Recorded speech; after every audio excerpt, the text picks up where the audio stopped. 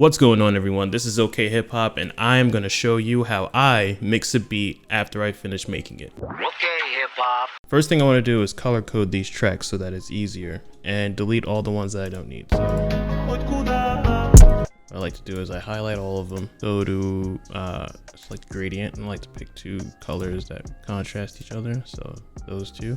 And then I'm gonna name these tracks because it's hard to know what's what when it's just pattern 6, pattern 2, pattern 3. So I'm gonna rename color and icon.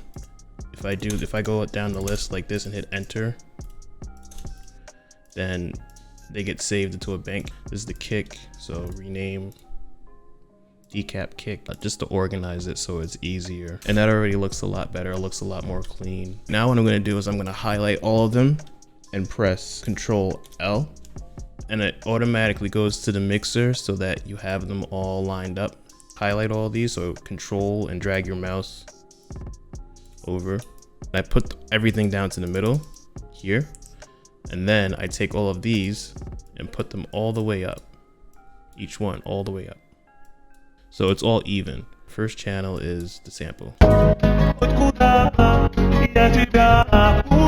Alright, so this is my general rule for mixing. If everything was on a scale of 1 to 10, I'd like my melody to be at a 4, my kick to be at a 9 or a 10, my snare to be at a 9 or an 8, and my hi-hats, depending on what kind of hi-hat it is, to be like a 6, 7, and my bass to be half of the kick. As I was editing this video, I realized that it wasn't exactly clear what I meant by 1 to 10. On a scale of 1 to 10, 1 being the lowest sound and 10 being the highest sound. Back to what I was saying. Here we have my first sound. I just like to solo each channel just so I know what I'm hearing, what I'm doing. I use parametric EQ, and I cut out all of the lows. If I cut out all the lows, this way my 808 and my bass line has space to live. So this is where it says sub here, it says sub and bass here. This is where your bass lives. If I had my sample with a lot of bass in it and then I threw my own bass on top of it, it'll start to clash and it'll start to sound, it won't sound good because they're fighting for space. That's one thing you want to avoid, and one thing you could do is cut out the lows about here just to keep that from happening. Next thing I like to do is the kick. So like I said before, my kick, I love to keep it at like a 9. Like just make, like the kicks have to knock, the snare has to knock, it has to hit. Otherwise it's gonna be flat and boring. Just like with the sample, I like to cut a little bit of the low off of this kick so that when I bring in my bass line, it won't be fighting for space. Where it lights up is the spectrum of sound where it's living. So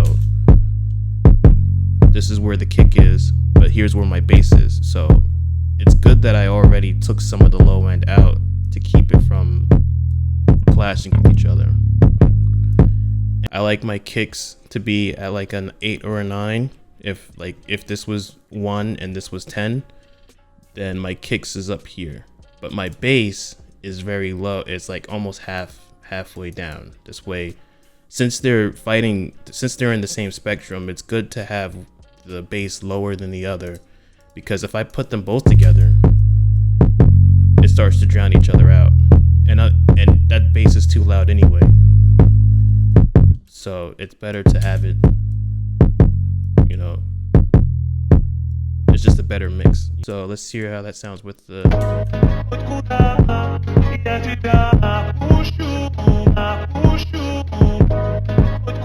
All right, next is the snare.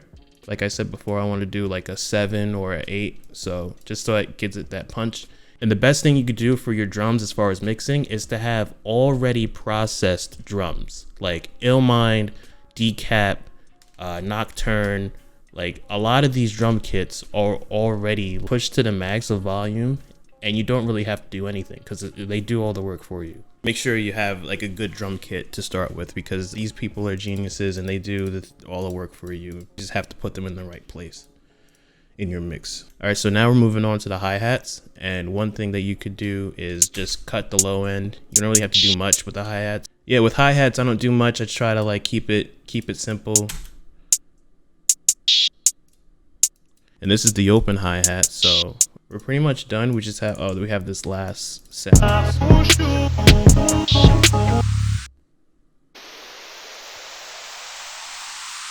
Just to give it a little bit. So you don't really have to do anything with this. This is kind of its own thing. When it's low like this, there doesn't have to be much mixing because it's not fighting with the other spectrums of sound very much since it's low. So you can kind of leave it as is. And I wanted to put a delay on that. That's what I had before I deleted it because I wanted to do this video.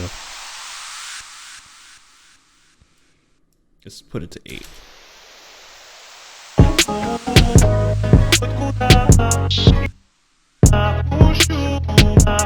Now we're moving to the second part of the sample, which is the low. So I just took the same thing here and brought it down an octave. So you have to be careful when doing that because when you bring things down an octave, it automatically, you see all that? It automatically starts taking up that low end space. So you really have to remember to cut it. Otherwise, if you don't, you would have to deal with all of this muddiness within your bass. So it doesn't sound good. As opposed to if you were to take this, cut it.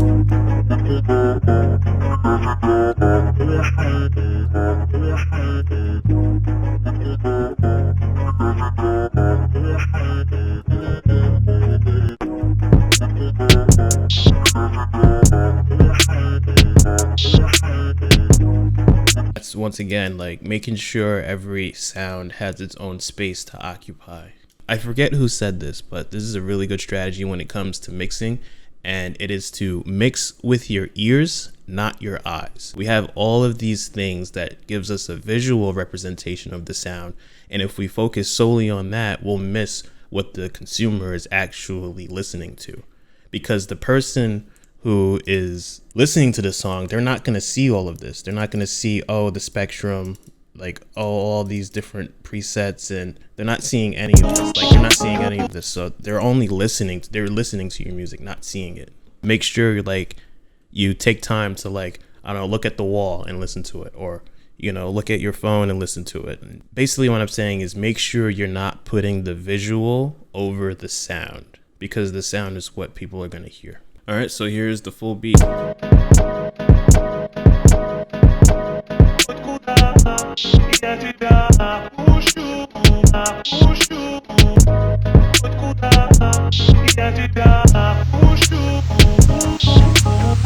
Alright guys, so that's the video. Appreciate you guys coming in.